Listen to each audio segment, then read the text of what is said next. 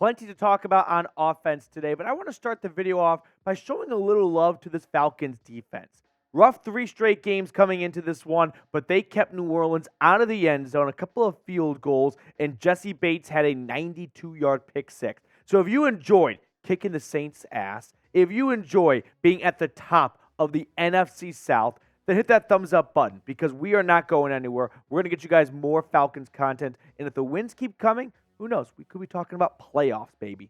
So with that being said, let's jump into today's show.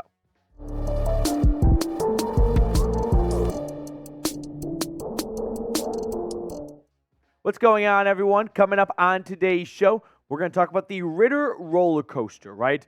Where do we stand with Desmond, with everything we saw on Sunday, with a lot of good, but also a lot of bad? And then we're going to talk about Bijan Robinson and Drake London as the 2 former 8th overall picks are getting rolling at the perfect time heading into the final stretch of the year. But let's talk about Mr. Desmond Ridder. So in Week 12, he went 13 for 21.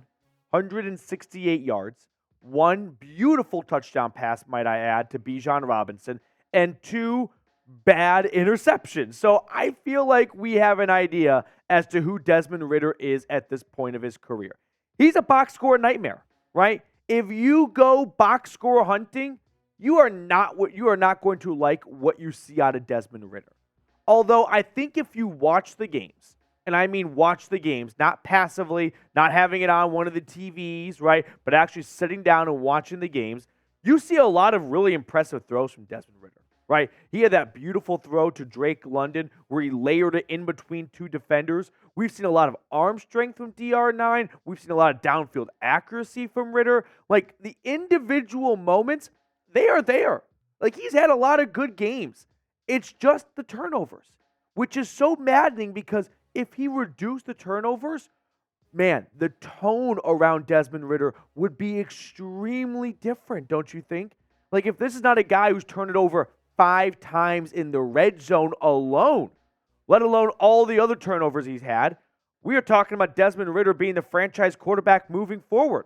And lucky for him, he still has a lot of games left to prove himself and to maybe find a starting job beyond 2023 in Atlanta. But it's the red zone. I mean, like, he is a nightmare in the box score, like I said.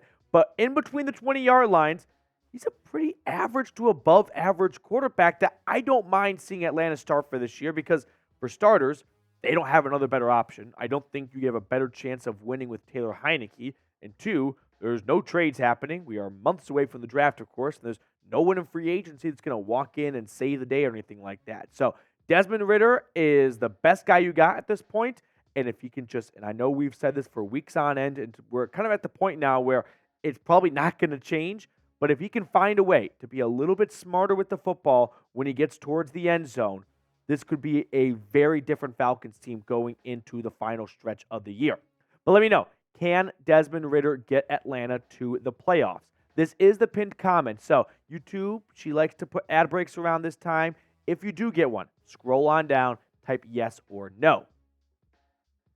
Now, personally, I think Desmond Ridder can get the job done and get the Falcons to the playoffs because their schedule is so easy. And we're going to look at it later on, and it's laughable. Like, I know it's the NFL, right? The Falcons lost to the Cardinals for crying out loud, but still, there is just no one really out there that scares me. So I think Ridder can get Atlanta to the playoffs. If you go back and look at recent playoff history, there are some random quarterbacks who have started playoff games. I mean, talk about good timing. Our producer today is Jeremy Chuggs, a Texans fan.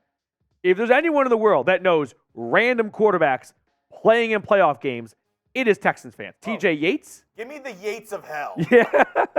So maybe Desmond Ridder can be the Yates of hell of 2023. So I do believe that Desmond Ridder might not look like a playoff quarterback, but I do think with good defense and Bijan Robinson and a really easy schedule, he can get to 9 wins, and that wouldn't be enough in a lot of other divisions, but it probably will be enough in the NFC South.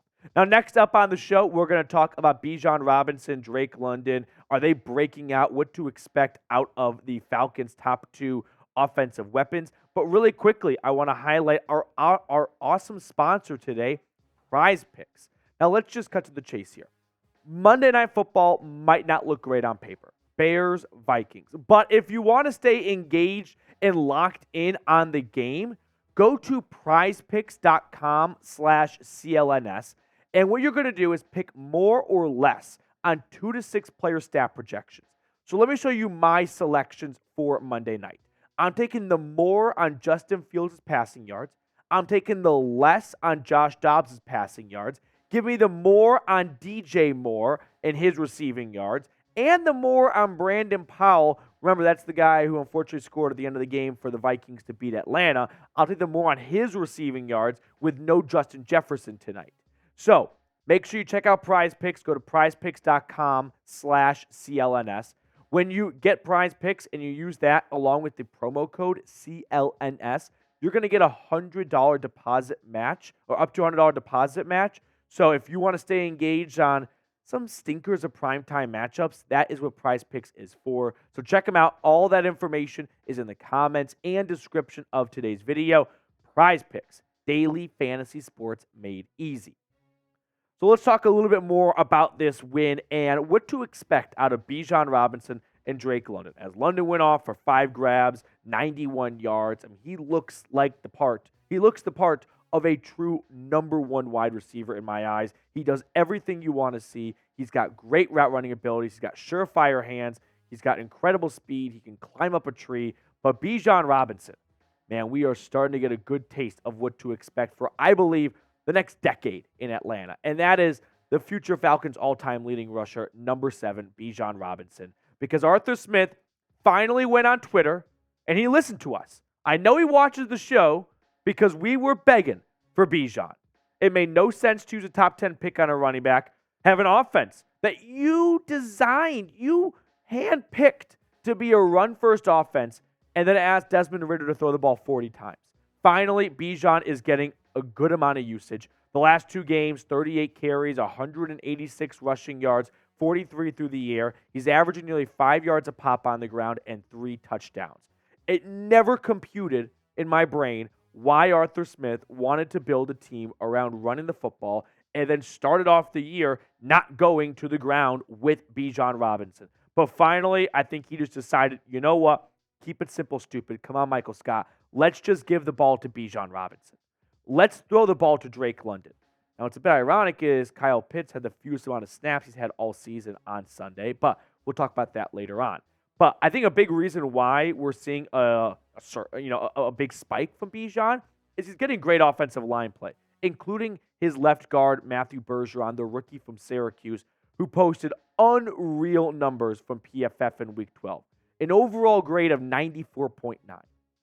They don't give out 94.9s very often. It's extremely rare to find a grade over 90. So to find one at nearly 95 is astonishing. Run blocking, 92.6. Pass blocking, 71.6.